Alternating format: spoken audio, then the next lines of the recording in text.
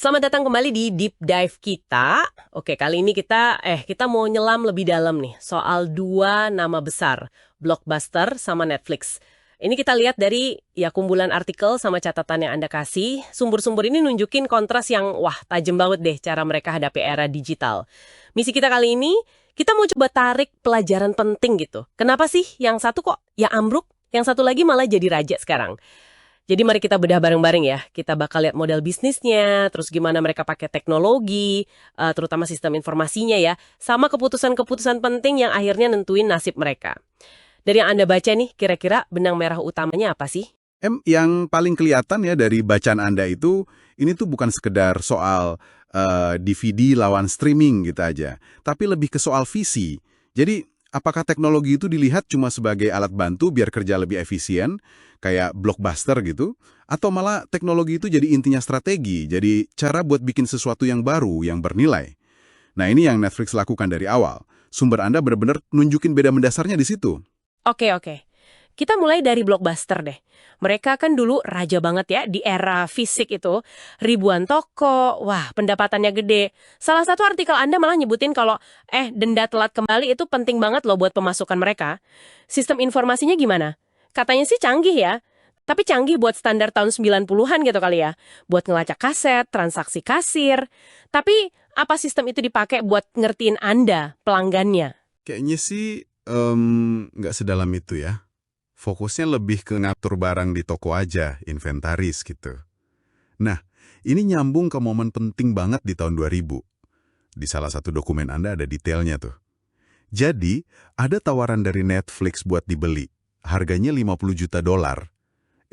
Ditolak mentah-mentah sama Blockbuster. Wah, serius? Kenapa ditolak ya? Sumber Anda nunjukin, ya selain mungkin emang ragu ya, pimpinan Blockbuster waktu itu, ngelihat model bisnis Netflix yang langganan tanpa denda itu, malah bisa ngabisin untung utama mereka dari denda. Jadi internet itu dianggap, ya paling cuma tambahan aja lah, bukan sesuatu yang bakal mengubah total gitu. Sementara Blockbuster mikir gitu, Netflix malah sebaliknya ya. Mereka justru mulai dari ngilangin masalah pelanggan. Nggak perlu ke toko, nggak ada denda. Model langganannya juga flat rate. Maksudnya bayar bulanan aja udah nonton sepuasnya. Ini menarik banget loh. Kok bisa ya mereka seyakin itu di awal-awal? Kan internet waktu itu belum kayak sekarang ya.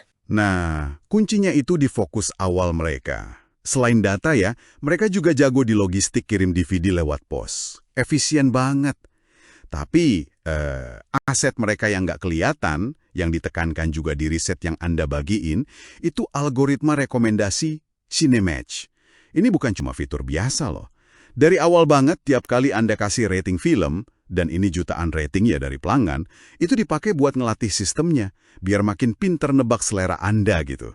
Oh, jadi Cinematch ini yang bikin orang jadi lengket ya sama Netflix, bahkan sebelum zaman streaming booming. Tepat sekali. Personalisasi ini bikin orang jadi terikat. Makin sering Anda pakai Netflix, rekomendasinya makin pas. Ya, makin males kan mau pindah ke lain hati. Jadi, data pelanggan itu bukan cuma catatan transaksi, tapi udah jadi modal strategis buat mereka.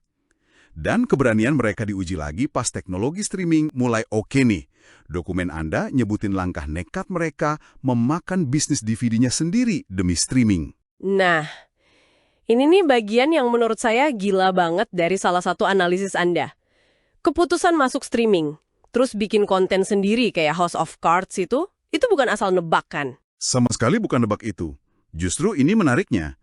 Sumber Anda ngejelasin gimana Netflix pakai data history, pola pinjam DVD jutaan pelanggan mereka. Jadi mereka nggak main tebak-tebakan.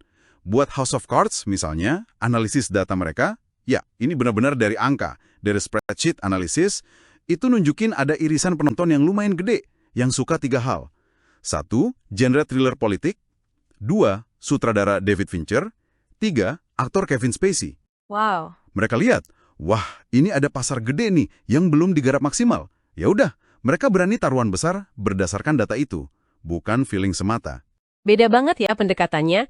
Jadi kalau kita tarik kesimpulan nih, Blockbuster punya teknologi, tapi ya cuma buat ngebantu bisnis yang udah jalan aja. Kalau Netflix, mereka bangun bisnisnya itu di atas teknologi dan data. Bagi mereka, data itu udah kayak kompas buat nentuin arah. Mau nentuin harga langganan yang pas? Lihat data. Mau bikin tampilan aplikasi yang enak? Lihat data kebiasaan pengguna. Mau milih film atau serial apa buat dibeli lisensinya?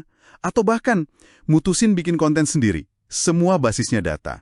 Jadi teknologi dan data itu fondasinya strategi, bukan cuma hiasan pelengkap. Oke, jelas banget bedanya. Jadi, apa nih artinya semua ini buat Anda para pendengar?